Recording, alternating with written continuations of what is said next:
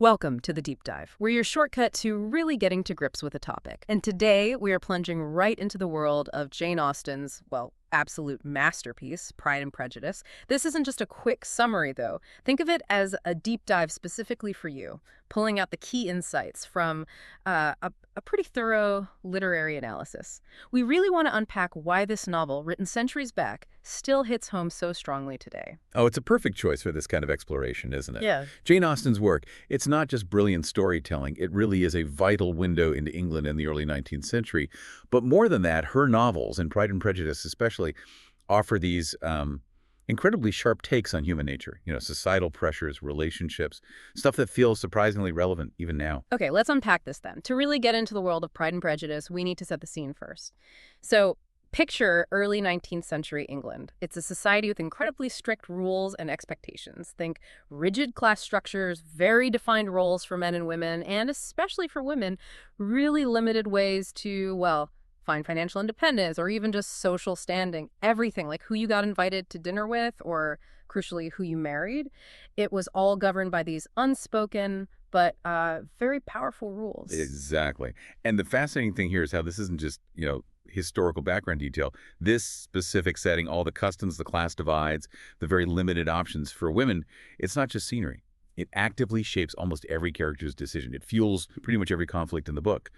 Their problems, their hopes, sometimes their actual survival, it all hinged on navigating this social maze. Right. So with that kind of social map in mind, let's give you a quick spoiler-free look at the story itself.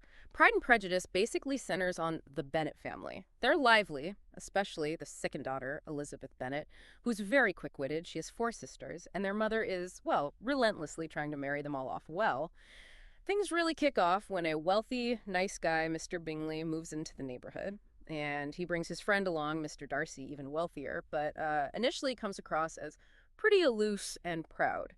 From there, it's sort of a cascade of misunderstandings, social pressures, and relationships that shift and change. It's really a story about snap judgments, getting the wrong impression, and how hard it can actually be to really understand someone and, find affection. Okay, now we've got the stage set. Let's talk about the incredible people Austen puts on it. At the absolute heart of it all is Elizabeth Bennet. What's so amazing about her, really, is her sharp mind, her fiercely independent streak, and her intelligence.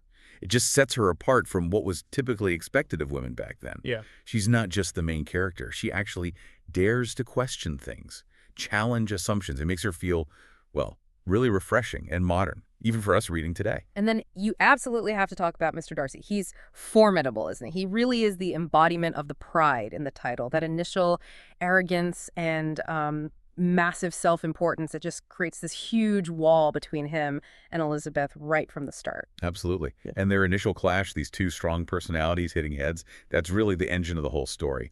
It's a brilliant look at how first impressions, often fueled by, well, pride on his side and prejudice on hers, can totally blind you to who someone really is. Then, contrasting with Elizabeth, there's her older sister, Jane Bennet. Jane is just lovely. She's beautiful, has this sweet, gentle nature, much more agreeable than Elizabeth, really. She's less quick to judge, tends to see the good in people. And her story is linked with Mr. Bingley, who, like you said, is just this amiable, straightforward, easy-to-like guy. Their romance is much smoother, generally, and it serves as a really interesting comparison to the rockier road Elizabeth and Darcy travel. And we definitely can't forget Mr. Collins. Oh, Mr. Collins. He's just dripping with obsequiousness, isn't he? Constantly worried about social status, sucking up to his patroness, Lady Catherine de Bourgh. It's almost comical. You might just laugh at him, but actually, if you look closer, he's a fantastic way for Austen to subtly comment on society. He really shows up the absurdity of social climbing and just blindly following convention. It's funny, but it's also quite cutting. Okay, so we have these brilliant, complex characters. Now I really want to get into the deeper stuff, the themes that make this novel just timeless. Where should we start? Yeah. Well, the obvious place, and you really can't avoid it, is Pride and Prejudice themselves, right there in the title. The key thing Austen shows us is how easily something good, like self-respect, can curdle into arrogance, into pride, and how judging quickly, while maybe sometimes useful, often just blinds us, makes us prejudiced. These two forces, they drive the plot forward. They shape how almost every character develops, and they lead to so much miscommunication and conflict, not just for Darcy and Elizabeth, but, for lots of others too. That's a great way to put it. They're not just traits, they're plot drivers. Which leads us right into another huge one, class. How does that play out?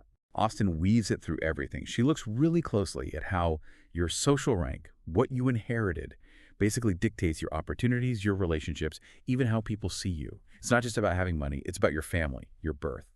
You see how incredibly hard it is to cross those lines.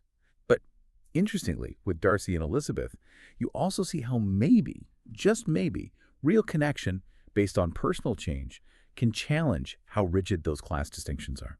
It's a really smart look at both how entrenched class was, but also where there might have been tiny cracks. And then there's marriage. It feels like it's on almost every page. The novel does this brilliant job of showing the contrast, doesn't it, between marriage as, well, an economic necessity, for financial security or moving up socially. Think of Charlotte Lucas marrying Mr. Collins. That's pure pragmatism.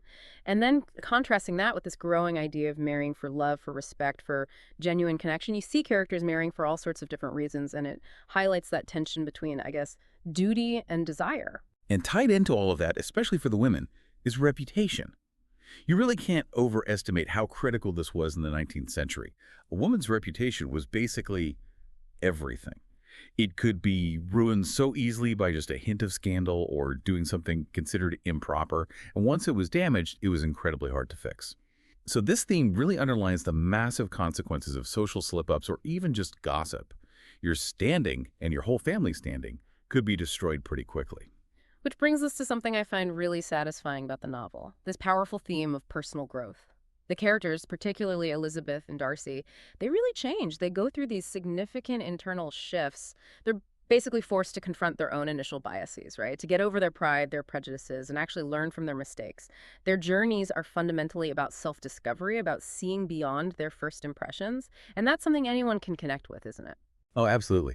And that leads nicely into talking about Austen's style, how she actually writes. What really stands out is her incredible wit. She uses it so cleverly to critique the society she's living in and the characters within it, but indirectly, often through this subtle, smart humor.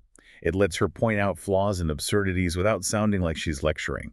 It kind of creates this knowing wink between her and the reader. Yeah, it's not just what she's saying, it's totally how she says it. That narrative voice feels so unique. How would you describe it? Her narrative voice is, well, it's just masterful.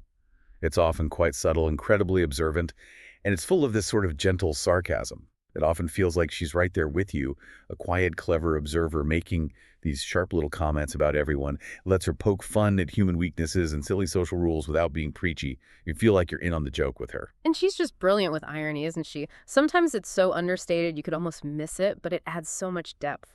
She absolutely is a master of irony. Yeah. She uses it to show you what characters are really like underneath what they say. It exposes hypocrisy in society, adds layers of meaning to conversations or events that seem simple on the surface. Her irony often points out the gap between how things look and how they really are. It forces you, the reader, to think a bit harder, to question what's being said versus what's actually meant. And that skill that really elevates her writing way beyond just telling a story.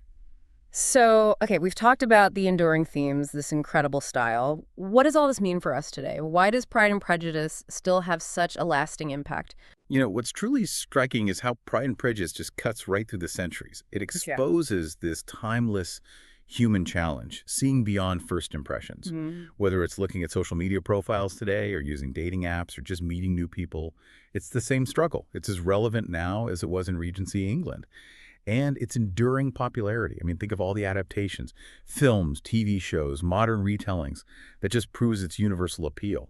The novel's relevance today really comes from those timeless themes we discussed. That journey of personal growth, challenging what society expects of you, the search for love and understanding, and crucially, learning to overcome those initial judgments. And that brings us towards the end of our deep dive into Pride and Prejudice. It really is amazing how much insight, how many aha moments you can get from diving into just one great book. It gives you such a deeper understanding of human nature, of society. We really hope you've enjoyed this journey through its history, its unforgettable characters, those deep themes, and that signature Austen style. Yeah, maybe as you go about your day, here's something to chew on. How do our own bits of Pride and Prejudice, our assumptions, our first judgments about people or situations, how do they still shape how we see the world and the people in it, right here in the 21st century? Perhaps this discussion encourages you to reflect a little on your own experiences. Maybe even pick up Pride and Prejudice again with this fresh perspective. You might be surprised what other hidden depths you find.